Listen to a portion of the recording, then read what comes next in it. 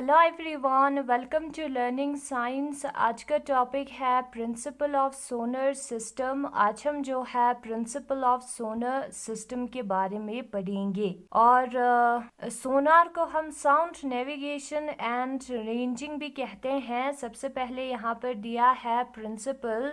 Sound navigation involves the simple principle of measuring the time interval between the sound wave to travel with known velocity from the source and back again। तो जो solar navigation है उसमें हम time interval को major करते हैं। ठीक है, साउंड वेव के टाइम इंटरवल को मेजर करते हैं सोर्स से बैक अगेन, सोर्स से वापस सोर्स तक आने के लिए कितना टाइम लिया उसको हम मेजर करते हैं। और यहाँ पर हमें वेलोसिटी के बारे में पहले पता होता है।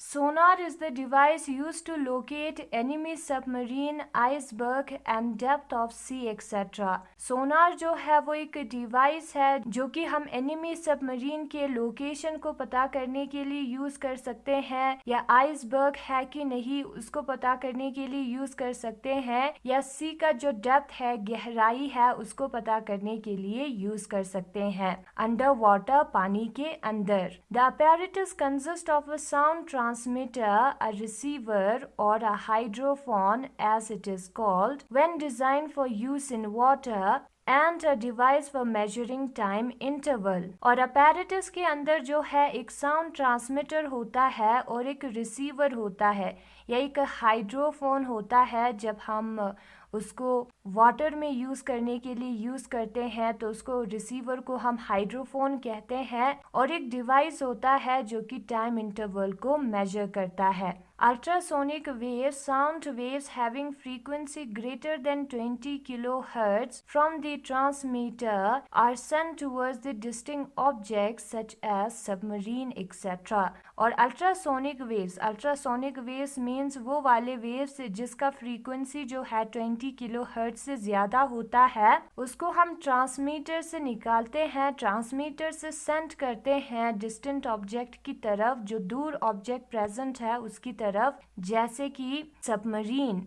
The ultrasonic waves are reflected back from the object lying under water and the echo is detected by the receiver। और जो अल्ट्रासोनिक वेव है वो फिर से रिफ्लेक्ट होगा उस ऑब्जेक्ट से वाटर के अंदर, और जो इको है उसको रिसीवर डिटेक्ट करेगा। जब साउंड रिफ्लेक्ट होके वापस आता है उसे हम इको कहते हैं, तो उस इको को रिसीवर डिटेक्ट करेगा।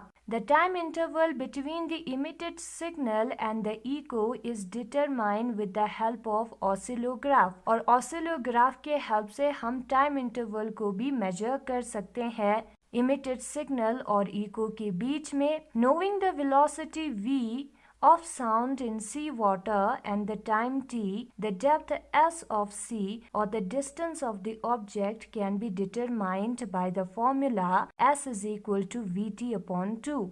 और जो वेलोसिटी ऑफ साउंड है सी वाटर के अंदर, अगर हमें उसके बारे में पता है और टाइम टी के बारे में पता है, तो जो डेप्थ एस होगा सी का, या जो डिस्टेंस होगा ऑब्जेक्ट का, उसको हम S is equal to V T upon 2 फॉर्मूले को यूज करके पता कर सकते हैं।